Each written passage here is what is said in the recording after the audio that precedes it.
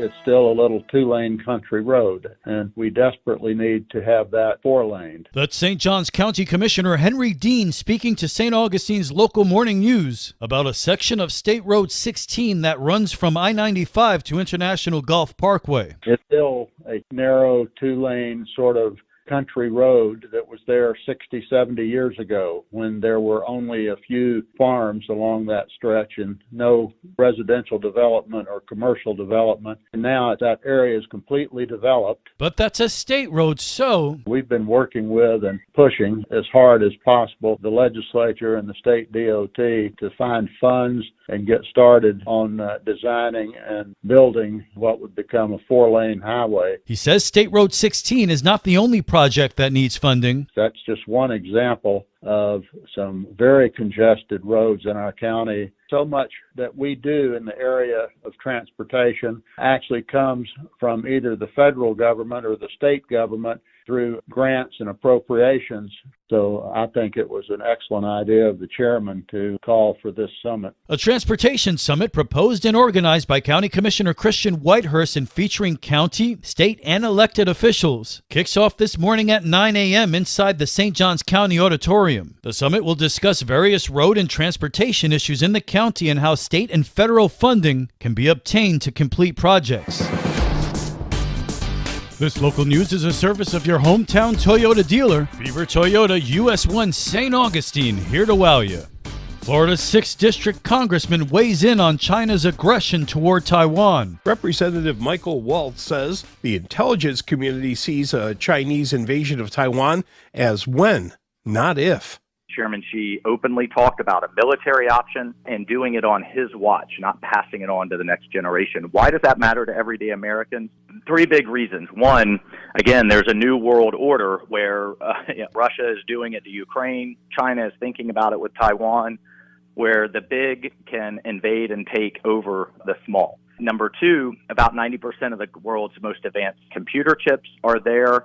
And then number three, if China controls Taiwan, it controls the shipping and trade routes into Japan, South Korea, Australia, Malaysia, about 50% of global GDP. Lessons can be learned from the Russian invasion of Ukraine on how to help Taiwan hold off an attack. The main lesson we have to learn from Ukraine is we need to arm them to defend themselves before, not after whole cities have been devastated and the world economy is being impacted. Their Navy is now larger than the U.S. Navy. Their Space Force is launching more satellites than the rest of the world combined. And their nuclear arsenal is set to triple by the end of the decade. So now it's not the time to cut defense spending. We have to do it more efficiently and better. And we also have to project strength so that every time she thinks about making this move, he says, not yet, we're not ready yet. For St. Augustine's local morning news, I'm Rich Petchke. Calling all amateur poets, St. Augustine's Poet Laureate is hosting an open mic this Sunday. Poet Laureate Norma Sherry says the topic is on love, and she'll read some of her best work. Anyone that has something they would like to share, there's a sign-in sheet at 2:30. It's going to be at the Waterworks, which is at 184 San Marco, which is right around the bend from the library. There's plenty of parking there, and I'll open it up with a few of my poems. If you love to listen to poetry, come, please. We want everyone to come and listen and enjoy the afternoon. 15 people can sign up to take the mic, with sign-up starting at 2:30 Sunday and readings beginning at 3 p.m. With St. Augustine's local morning news, I'm Amy Sherry.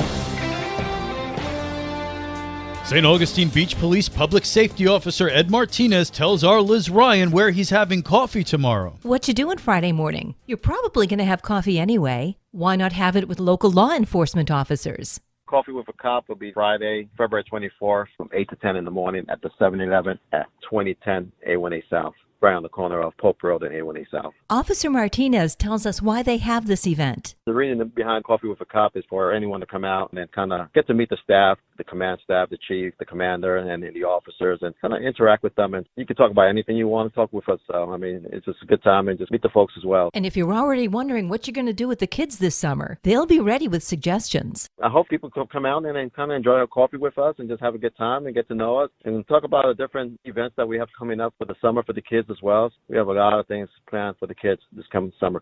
Officer Martinez would not disclose whether or not he'll wrap up this event with a Macarena lesson. For St. Augustine's Local Morning News, I'm Liz Ryan. And now you're up to date with St. Augustine's Local Morning News. I'm Rich Carroll.